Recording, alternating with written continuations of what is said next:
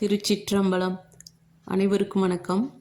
இறையருள் என்ற எனது சேனல் வழியாக உங்கள் அனைவரையும் சந்திப்பதில் பெரும் மகிழ்ச்சி அடைகிறேன். என்னுடைய சேனலுக்கு நூற்றுக்கணக்கான பேர் லைக் பண்ணியிருக்கீங்க, ஆயிரக்கணக்கான பேர் சப்ஸ்கிரைப் பண்ணியிருக்கீங்க, லட்சக்கணக்கான பேர் வியூவர்ஸாக வந்திருக்கிறீங்க. உங்கள் அனைவருக்கும் என்னுடைய நன்றியை தெரிவித்துக்கொண்டு இந்த சேனல் வழியாக நம்ம பார்க்க இருக்கிறது சிவபெருமானுக்கும் 5 என்ற அந்த எண்ணுக்கும் உரிய தொடர்பு.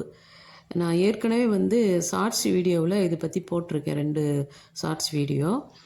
ஆனாலும் அதற்கு பிறகு நான் சிந்தித்து பார்க்கும்போது என்னுடைய சிற்றறிவுக்கு எட்டியது நிறைய செய்திகள் 5 என்று தொடர்புடையதாக இருக்கிறது. அதுதான் நம்ம இங்கே சிறப்பாக பார்க்க போகிறோம். வீடியோவை ஸ்கிப் பண்ணாமல் பாருங்கள். நிறைய சிறப்பான செய்திகளை சிவபெருமானை பற்றி நீங்கள் தெரிந்து கொள்ளலாம். வாங்க வீடியோக்குள்ளே போகலாம்.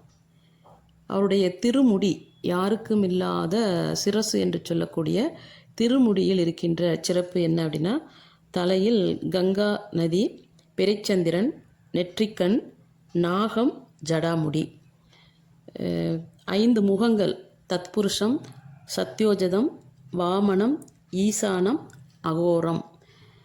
நடராஜர் தத்துவம் என்று பார்க்குறப்போ படைத்தல், காத்தல், அழித்தல், மறைத்தல், அருளல்.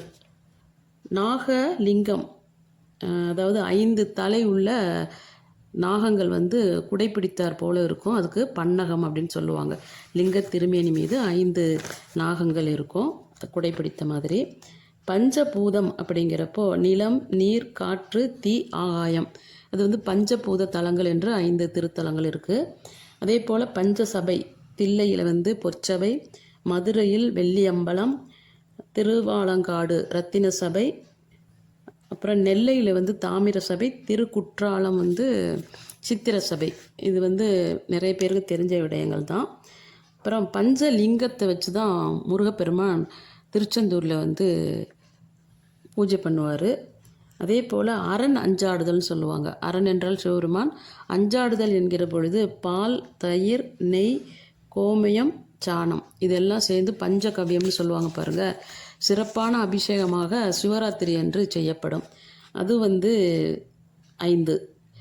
அப்புறம் 5 தொழில் அப்படின்றது இருக்குது. அதுதான் நம்ம முன்னாடி பார்த்தோம். இந்த பஞ்சலிங்கம் பார்த்தோம்.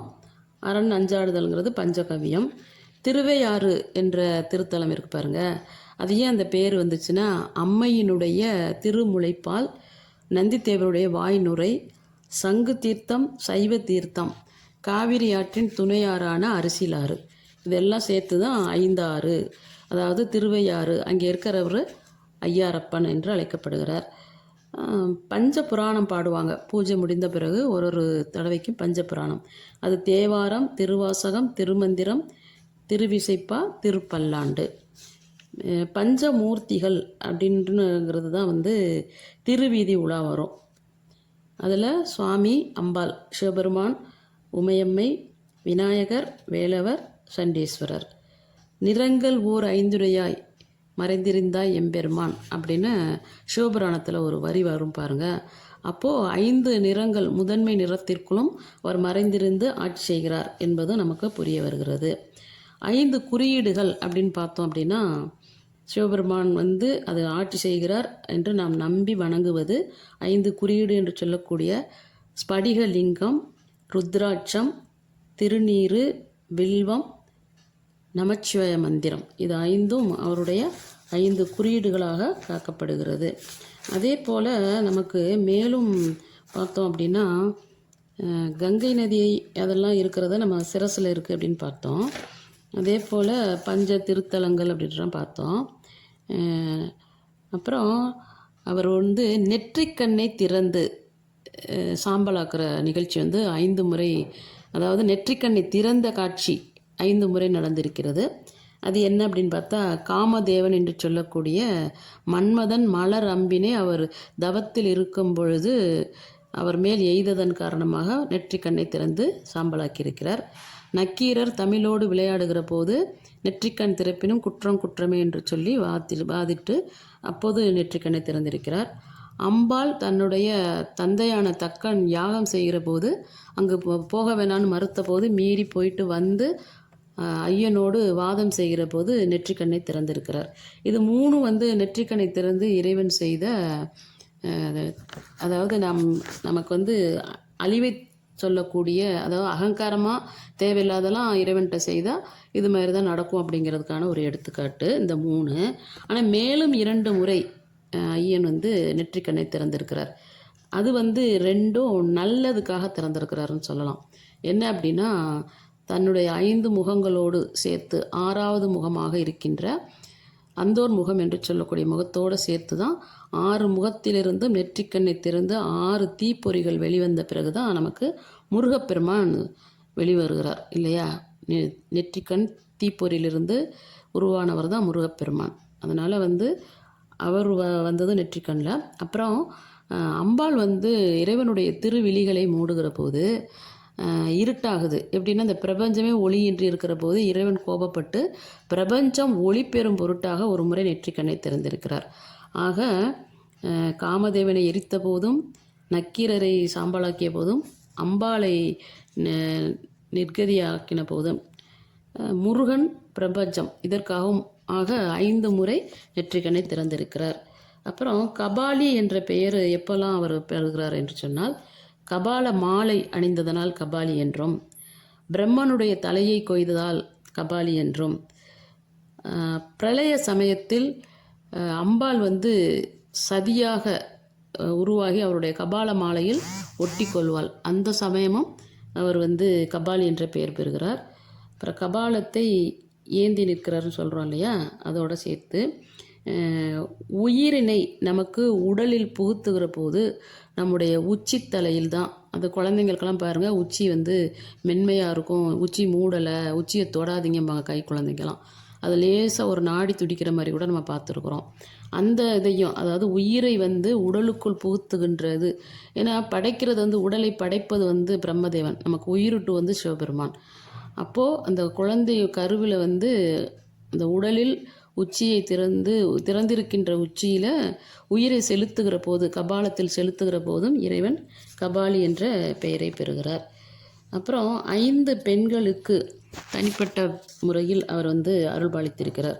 யார் அப்படின்னாக்கா, புனிதவதி என்ற காரைக்கால் அம்மையார்.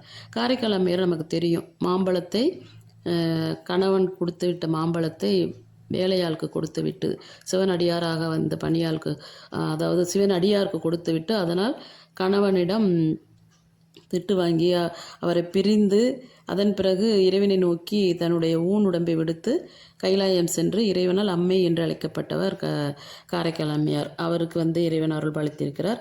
அதே போல் காவிரி கரையின் வடகரையில் ரத்னாவதி என்ற ஒரு பெண் பிரசவ வழியில் துடிக்கிற போது அவருடைய தாயார் உதவ முடியாமல் காவிரியில் வெள்ளம் வந்தபோது, காவிரி வெள்ளம் இருக்கிற போதே அவங்க அம்மா அதை கடந்து அவருக்கு பிரசவம் பார்க்குறார். ஏன் அப்படின்னாக்கா, பிரசவ வேலையில் எனக்கு உதவ யாருமே இல்லைன்னு சிவனை நினைத்து அந்த பெண் துடிக்கின்றாள். அப்பொழுது அவங்க அம்மாவே பிரசவம் பார்த்து விட்டு போகிறாள். சிறிது நேரம் கழித்து அவங்க அம்மா என்னம்மா உனக்கு பிரசவம் ஆயிடுச்சா, குழந்தை பிறந்துடுச்சான்னு கேட்குறாங்க. அப்போது அந்த பொண்ணு சொல்கிறா, நீ தானே இப்போ எல்லாம் பண்ணினேன் அப்படின்னு. அப்போ தான் தெரியுது, ரிஷபாரூடராக இறைவன் தோன்றி அவரே பிரசவம் பார்த்ததாக சொல்லுவாங்க. அதனால தான் அவருக்கு தாய்மானர் என்ற பெயர். அதே போல் மதுரையில் யாருமே இல்லாத ஒரு பாட்டி புட்டு விற்கிறார். அவளுக்கு அரச கட்டளையின்படி வைகை நதி அணை உடைக்கப்பட்டு, அந்த அணையை மண்ணை எள்ளி கொட்டி அதை சரி பண்ணுறதுக்கு வீட்டுக்கு ஒரு ஆள் வேணும் அணையை அடைப்பதற்கு அப்படின்னு கேட்குறப்போ, அந்த பாட்டி அழுகிறா, எனக்கு யாருமே இல்லைன்னு. புட்டு விற்கிற அந்த இடத்துல ஒரு சிறு வயது இளைஞனாக வந்தி பாட்டி அவள் பேர். அங்கே நான் புட்டு எனக்கு கொடுத்த அப்படின்னாக்கா, கூலியாக கொடுக்குற அப்படின்னா, நான் அந்த உனக்கான வேலையாளாக உன் வீட்டுக்காக நான் போகிறேன் வைகை நதியின் கரையை அடைப்பதற்கு அப்படின்னு சொல்லிட்டு கூலியை வாங்கிக்கொண்டு வேலைக்கு போகிற அந்த ஒரு அதிசய நிகழ்ச்சி, பிட்டுக்கு மண் சுமந்த அப்படின்னு திருவிளையாடல் புராணத்தில் வரும். அதுக்காக அந்த வந்தி பாட்டிக்கு அருள் செய்தவர். அப்புறம் பார்த்திங்கன்னா, தாடகை என்ற ஒரு பெண், அவள் தினந்தோறும் அவருக்கு நீர் எடுத்துகிட்டு போய் லிங்க திருமேனி மீது ஊற்றி அபிஷேகம் செய்வாள்.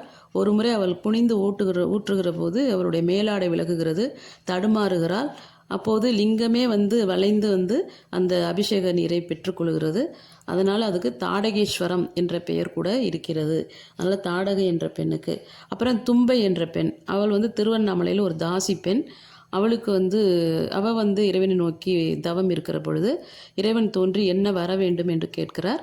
அவள் சொல்கிறா, உங்களுடைய திருவடி என் தலையில் இருக்க வேண்டும் என்று அப்படின்னு சொல்கிறதுக்கு பதிலாக இறைவனை பார்த்த அந்த திருக்காட்சி பார்த்த பதட்டத்தில் என்னுடைய பாதங்கள் உங்களுடைய திருமுடியில் இருக்கணும் அப்படின்னு மாற்றி சொல்லிடுறா. என்னுடைய பாதங்கள் உங்களுடைய திருமுடியில் இருக்கணும். அப்புறம் வந்து தன்னுடைய குற்றத்தை உணர்ந்து மாற்றி கேட்கிற போது கேட்ட வரம் கேட்டபடி தான் நீ நினைக்கிற மாதிரியே உன்னுடைய திருவடி என் தலையில் இருக்கும் அப்படின்னு சொல்கிறாரு. அப்போ தும்பா என்ற அந்த பெண் அது தும்பை செடியாக மாறி விடுகிறாள். தும்பப்பூ இருக்குது பார்த்திங்களா, வெள்ளையாக இருக்கும் குட்டி குட்டியாக. அதை எடுத்து தலைகீழ நிறுத்தி பார்த்தா 2 பாதங்கள் போல் இருக்கும். நம்ம இறைவனுக்கு வந்து வில்வத்தலம் அர்ச்சிக்கிறோம் இல்லையா, அதே போல் அதை விட பன்மடங்கு பலன் தரக்கூடியது இந்த தும்பை பூ. ஏன்னா அவளுடைய தவத்தை மெச்சி அவர் கொடுத்த அருளிப்பாடு. அதனால் புனிதவதி என்ற காரைக்கிழமையார், ரத்னாவதி, வந்தி கிழவி பாட்டி, அப்புறம் தாடகை, தும்பை என்ற இந்த 5 பெண்களுக்கும் அவர் அருள் பாலித்திருக்கிறார். அதே போல் பார்த்திங்கனாக்கா 5 பேரை உயிர் பெற செய்திருக்கிறார். யார் யார் அப்படின்னு பார்த்தீங்கன்னா, நம்ம மயிலாப்பூரில் வந்து திருஞான சம்பந்தர் பாடல் பாட அங்கம் பூம்பாவையை உயிர் பெற செய்தது இறையருள் தான். அதே போல் அப்பூதியடிகள் மகனான மூத்த திருநாவுக்கரசு நாகம் தீண்டி இறந்த பொழுது அப்பர் பாடிய பாடலை பதிகத்தை வைத்து அந்த மூத்த திருநாவுக்கரசை உயிர் பெற செய்திருக்கிறார் இறைவன். அதே போல் சுந்தரர் அவிநாசியில் குளத்தில் குளித்த குழந்தையை வந்து முதலை வந்து விழுங்கி விடுகிறது. அவர்கள் வீட்டார் துன்பப்படுகிற போது அந்த குளக்கரையிலிருந்து சுந்தரர் வந்து பாடுகிறார் இறைவனை நோக்கி, கரைகால் முதலை குழந்தைய கொண்டு வா அப்படின்ட்டு. அந்த குழந்தைய வந்து எத்தனை வயதில் விழுங்கியதோ அந்த முதலை, அந்த வயதிலிருந்து எத்தனை வருடம் அந்த குழந்தை இறந்திருந்த வருடங்களை கணக்கு செய்து சுமார் 2 வயது அப்படின்னா 12 வயது குழந்தையாக கக்கியது அப்படின்னு சொல்லுவாங்க. அப்போவும் இறைவன் தான் அந்த குழந்தைய மீட்டெடுத்திருக்கிறார், உயிர் கொடுத்திருக்கிறார். அதே போல் நமக்கு வந்து வல்லச்சித்தர் அப்படின்ற பெயரில் வந்து அபிஷேக பாண்டியன் என்ற அரசன் மதுரை எம்பதியை ஆட்சி செய்த போது ஒரு சித்தர் இருக்கிறார் என்று எல்லோரும் அரசன் சொல்கிறாங்க. அவரை போய் அழைச்சிட்டு வாங்கங்கையில் சித்தர் வரமாட்டேங்கிறாரு. அரசனே அந்த இடத்திற்கு வந்து கேட்குறாரு, நீ யார் என்ன அப்படின்ட்டு. நான் ஒரு சித்தர் அப்படின்னு சொல்லி சித்து வேலையெல்லாம் இங்கே செய்யக்கூடாதுன்னு அரசன் ஆணையிட அவர் வந்து அதை அதாவது நான் அதை கேட்காம அந்த சித்தர் வந்து அவருடைய வேலையை காட்டுகிற போது அரசனுக்கு துணையாக வந்த படையாட்கள்லாம் வந்து அந்த சித்தரை வந்து அடிக்க கைகளை ஓங்குகிற போது சித்தர் வந்து அந்த அடியாட்களை எல்லாம் பார்த்து சிலையாக்கி விடுகிறார். அப்போது வந்து இவ்வளவு சித்து வேலை செய்கிற நீ வந்து ஏதாவது சிறப்பாக செஞ்சு கொடு, இந்த கல் யானைக்கு கரும்பு திங்க சொல்லுவியா அப்படின்னு அந்த அரசன் கேட்குறான் அபிஷேக பாண்டியன். அப்போது அதாவது கோஷ்டத்தில் இருந்த திருச்சுற்று சுவற்றில் இருந்த கல் யானைக்கு உயிர் கொடுத்து இறைவன் வந்து கரும்பு சாப்பிட வைப்பார். அது திருவிளையாடல் புராணத்தில் வரும். அதே போல் 63 திருச்சரிதத்தில் நமக்கு வந்து சிறுத்தொண்ட நாயனார் என்று ஒருத்தர் இருப்பார் பாருங்க. குழந்தைய வந்து இறைவன் பைராகி ரூபத்திலே சென்று கறி சமைத்து தர சொல்லி உண்ண உட்காருவார். அப்பொழுது குழந்தை எங்கே என்று அவரே கேட்பார். அப்போ அவங்க திகைப்பாங்க. குழந்தை இவர் தானே சமைக்க சொன்னார், சமைச்ச பிறகு குழந்தைய கேட்குறாரு அப்படின்னு அவரை பெயர் சொல்லி அலைங்கள் அப்படின்னு சொல்லுவார். பள்ளிக்கு சென்ற குழந்தையை வெளியில் நின்று கொண்டு சீராளா என்று கூப்பிடுகிற போது அந்த குழந்தை ஓடி வரும். வெட்டி கறி சமைத்து வைத்த குழந்தை ஓடி வர்ற திருக்காட்சியை பெற்றோர்கள் பார்ப்பாங்க. ஆக இந்த ஞானசம்பந்தர் அங்கம் பூம்பாவையும் அப்பர் வந்து மூத்த திருநாவுக்கரசையும் சுந்தரர் அவிநாசியில் வந்து முதலையுண்ட பாலகனையும் வல்லச்சித்தராக வந்து யானையையும் மேலும் இறைவன் சிறுத்தொண்டர் வீட்டிற்கு போய் சீராளன் என்ற அவங்க மகனையும் மீட்டெடுத்து உயிர் பெற செய்திருக்கிறார். இதுபோல் பல சுவாரஸ்யமான செய்திகளை நம்ம பார்க்க முடியுது. இறைவனுடைய திருக்காட்சியை பற்றி நாம் அறிகின்ற பொழுது அவருடைய திருவிளையாடல் புராணம் என்று நம்ம சொன்னாலும் கூட இது மாதிரி புராண கதைகள் நிறையவே இருக்கிறது. இதில் என்ன அப்படின்னாக்கா நிறைய விஷயங்கள் நீங்கள் இந்த வீடியோவில் நீங்கள் கேட்ட விஷயங்கள்லே எல்லாமே 5 என்றதோடு இருக்குது. அது ஏன் அப்படிங்கிறத எனக்கு தெரியலை. உங்களுக்கு தெரிஞ்சதுனாக்கா நீங்கள் வந்து கமெண்டில் சொல்லுங்கள். 5க்கும் சிவபெருமானுக்கும் என்ன தொடர்பு, அல்லது வேறு ஏதாவது இது போல் செய்திகள் இருக்கிறதா அப்படிங்கிறத சொல்லுங்கள். இந்த வீடியோ உங்களுக்கு பிடிச்சிருக்கும்னு நினைக்கிறேன். நீங்கள் வந்து சிவன் பக்தராக இருந்தால் லைக் பண்ணுங்கள், ஷேர் பண்ணுங்கள் அப்படின்லாம் சொல்லுவாங்களே, அப்படி கிடையாது. நீங்கள் யாருடைய பக்தராக இருந்தாலும் சைவ சித்தாந்தத்தில் ஒரு செய்தி இருக்கிறது. என்ன அப்படின்னா, சித்தியார் என்ற புத்தகத்தில் யாதொரு தெய்வம் காண்டினும் அங்கே மாதொரு தெய்வமே அருள் புரிவான் அப்படின்னு இருக்கும். நீங்கள் எந்த தெய்வமாக கடவுளை வணங்கினாலும் சரி, அது அம்பாலாக இருக்கட்டும், முருகப்பெருமானாக இருக்கும், விநாயகராக இருக்கட்டும், புறச்சமயத்தாரில் இருக்க புத்தர், இயேசு, அப்புறம் வந்து நபிகள் நாயகம், இப்படி யாராக இருந்தாலும் அவங்களுக்கு நம்ம வணங்குற சிறு தெய்வம், குலதெய்வம், எல்லை தெய்வம், காவல் தெய்வம், இஷ்ட தெய்வம் அப்படிலாம் நம்ம வணங்குறோம்ல, எதுவாக இருந்தாலும் எல்லாவற்றிற்கும் அருளை தரக்கூடியது சிவபெருமான் தான். அதனால் அதை மட்டும் நீங்கள் மனசில் வச்சுக்கிட்டு இந்த வீடியோ பிடிச்சிருக்கு அப்படின்னா நீங்கள் வந்து லைக் பண்ணுங்கள். உணரக்கூடியவர்கள் உணரலாம். சிவபெருமான் வந்து அடியவருக்கு அடியவராக வரக்கூடியவர். எப்படின்னா, உதாரணமாக சொல்லணும் அப்படின்னா, ஒருவர் வந்து ஒரு பெரிய ஒரு உயர்ந்த பதவியில் இருக்கிறாரு. அவர் ஒரு வாகனத்தில் செல்லுகிற போது நமக்கு சாலையில் வந்து ஏதோ ஒரு விபத்து ஏற்பட்டுருச்சுன்னு வச்சுக்கோங்களேன். அந்த உயர் பதவியில் இருக்க அதிகாரி இறங்கி போய் அங்கே வந்து அவங்களுக்கு உதவி செய்கிறாங்க அப்படின்னா அதை பெரிய அளவில் நம்ம செய்தித்தாளில் போடுவாங்க இல்லையா. அவர்களே அப்படி செய்கிறத பெருசாக நினைக்கிறப்போ, இந்த பிரபஞ்சத்தை கட்டி காக்கின்ற சிவபெருமான் இறங்கி வந்து அருள் புரிந்த எத்தனையோ செய்திகள், அவரை பற்றிய சிறப்புகள், புகழ்கள்லாம் எவ்வளவோ இருக்குது. அதை நம்ம வந்து தெரிஞ்சுக்கணும் அப்படின்னா இந்த ஒரு பிறவி போதாது. முடிந்த வரையில் இந்த பிறவி பயனை அடையும் பொருட்டு நம்ம வந்து திருத்தல யாத்திரைகள் செல்லலாம். அவரை பற்றி சிறப்புகளை நம்ம வந்து அறிந்து கொள்ளலாம். எப்போதுமே சிவன் அடியார் திருக்கூட்டத்தில் இருக்கணும் அப்படின்னு மாணிக்கவாசர் கேட்பார். ஏன்னா அடியார் திருக்கூட்டத்தில் இருக்கும்போது அவருடைய சிந்தை வந்து நமக்கு மாறாது. சிந்தை மாறாவிட்டால், சிந்தை என்பது வேறு, சித்தம் என்பது வேறு. சித்தம் மாறாமல் இருக்கும். சித்தம் என்பது நமக்கு பதிவுகள் செய்யக்கூடியது. இந்த பிறவியில் நம்ம என்ன செய்தாலும் அது பதிந்துவிடும். அது தொடர்ந்து பல பிறவிகளுக்கு வரும். குறிப்பாக கல்வி என்பது 3 பிறவிகளுக்கு வரும் அப்படின்னு சொல்லுவாங்க. அதனால் ஒரு பிறவியிலும் நாம் வந்து சித்தத்தை வந்து தெளிய வைத்து சிந்தையில் இறைவனை வைத்து வணங்குவது சிறப்பை தரும். இந்த வீடியோ பார்த்த அனைவருக்கும் நன்றி. நான் வந்து சைவ சித்தாந்தம் இறையருளால் படித்ததன் காரணமாக இப்போது ஒரு என்ன சொல்கிறது, சைவ சித்தாந்தத்தை சொற்பொழிவாளராக இருக்கிறேன். சைவ சித்தாந்தத்தை பற்றி பேசுகின்ற சொற்பொழிவாளர், எழுத்தாளர். எனக்கு வந்து இறை அருளால் கிடைத்த பட்டங்கள் என்ன அப்படின்னு சொன்னால், நிச்சயமாக இறை அருளால் தான் கிடைச்சது. ஆன்மீக திலகம், சொல்லின் செல்வி, இலக்கிய செம்மல் என்ற இந்த சிறப்பு பட்டமெல்லாம் சிவன் அருளால் கிடைத்திருக்கிறது. சிவனை வணங்கினவர்கள் ஒரு நாளும் கீழாக சென்றது கிடையாது. அவருடைய திருவடியும் திருமுடியும் காண முடியாதபடி பிரம்மதேவனும் திருமாலும் சென்றபோது தான் அவருடைய திருவடி வந்து கீழாக போனதை தவிர, மற்றபடி நமக்கு அருளிப்பாடு கொடுப்பதற்காக ஒரு திருவடி காத்து கொண்டு இருக்கிறது. இறைவனுடைய திருவடியை பற்றி கொண்டால் நம்முடைய தலையெழுத்தை மாற்றுவார். தலையெழுத்தை மாற்றக்கூடிய சக்தி வந்து சிவபெருமானுக்கு உண்டு, தொடர்ந்து முருகப்பெருமானுக்கு உண்டுன்னு சொல்லுவாங்க. ஏன்னா அவருடைய நெற்றிக்கண்ணிலிருந்து உருவானவர் முருகப்பெருமான். அவருக்கும் அவருடைய தண்டைக்கால் பட்டால் பிரம்மன் எழுதிய தலையெழுத்து மாறியது என்று திருப்புகழில் இருக்குது இல்லையா. அதே போல் சிவபெருமானும் அவருடைய வல்லமையின் காரணமாக நம்முடைய தலையெழுத்தை மாற்றக்கூடியவர். அதற்கு உதாரணம் தான் மார்கண்டேயனுடைய திருச்சரிதம். அதே போல் இறைவனை வந்து நம்பினவர்களை அவர் வந்து ஒருபோதும் கைவிட்டதே கிடையாது. எல்லாமே வந்து இறையருள் தான் அப்படின்னு நாம் நினச்சிக்கணும். நம்ம செய்கிற வினையின் காரணமாக தான் நம்மளுடைய வாழ்வானது அமைகிறது. இருவினை ஒப்பு அப்படின்னு சொல்லுவாங்க. எது நடந்தாலும் இறைவனுக்கே அப்படின்னு சொல்லி நம்ம விட்டுட்டோம் அப்படின்னா, நம்ம உடல் உபாதையாக இருக்கட்டும், நம்மளுடைய எதிர்பார்ப்புகள், இயக்கங்கள், ஆசைகள் என்னென்னவோ இருக்கும் பாருங்கள். அது கிடைத்தால் நல்லது, இல்லைனாக்கா கிடைக்காவிட்டால் இன்னும் நல்லதுன்னு நினச்சிக்கணும். நமக்கு ஏதாவது ஒன்றை வந்து தள்ளி விடுறாரு இறைவன் அப்படின்னா அது நன்மைக்காகவே என்று நினைத்து இறையருள் பெற வேண்டும் என்று கேட்டுக்கொண்டு, இந்த வீடியோவை பார்த்த அனைவருக்கும் மீண்டும் மீண்டும் நன்றி சொல்லி, இறைவனுடைய அருள் எல்லோருக்கும் கிடைக்க வேண்டும் என்று வேண்டிக் கொண்டு இத்துடன் இந்த நிகழ்ச்சியை நிறைவு செய்கிறேன். நன்றி, வணக்கம். திருச்சிற்றம்பலம், திருச்சிற்றம்பலம், தில்லையம்பலம், திருச்சிற்றம்பலம். காதலாகி கசிந்து கண்ணீர் மல்கி ஓதுவா தம்மை உயிர்நீருக்கு விவிப்பது வேதம் 4 மெய்ப்பொருளானது நாதன் நாமம் நமச்சிவாய என்று சொல்லி மீண்டும் மீண்டும் இறையருள் பெற வேண்டும் என்று வேண்டிக் கொண்டு இந்த வீடியோ பார்த்த அனைவருக்கும் நன்றியை தெரிவித்துக் கொள்கிறேன். இறையருள் என்ற எனது சேனல் வழியாக உங்கள் அனைவரையும் இந்த செய்தியை பகிர்ந்து கொண்டதுக்கு மகிழ்ச்சி அடைகிறேன். நன்றி, வணக்கம்.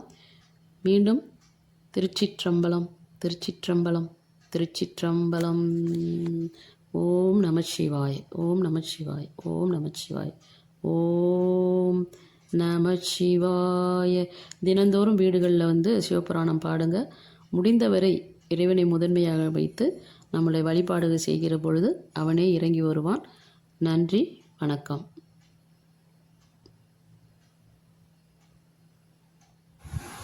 சிவபெருமானுடைய சிறப்புகளை பற்றி என்னுடைய சிற்றறிவின் வழியாக நிறைய செய்திகளை பகிர்ந்து கொண்டிருக்கிறேன். உங்கள் அனைவருக்கும் இறையருள் கிட்ட வேண்டும். இது எல்லா செய்திகளுக்கும் முதன்மையாக விளங்கக்கூடியது நமச்சிவாய என்ற மந்திரம். அதுவுமே 5 எழுத்துக்களை கொண்டது இல்லையா? நா என்பது மறைப்பு சக்தி, மா என்பது மாயாமலம், சி என்பது சிவபெருமான், வா என்பது உமையம்மை, யா என்பது உயிர். ஆக நமச்சிவாய என்ற திருமந்திரம் சைவர்களுக்கே உரியது.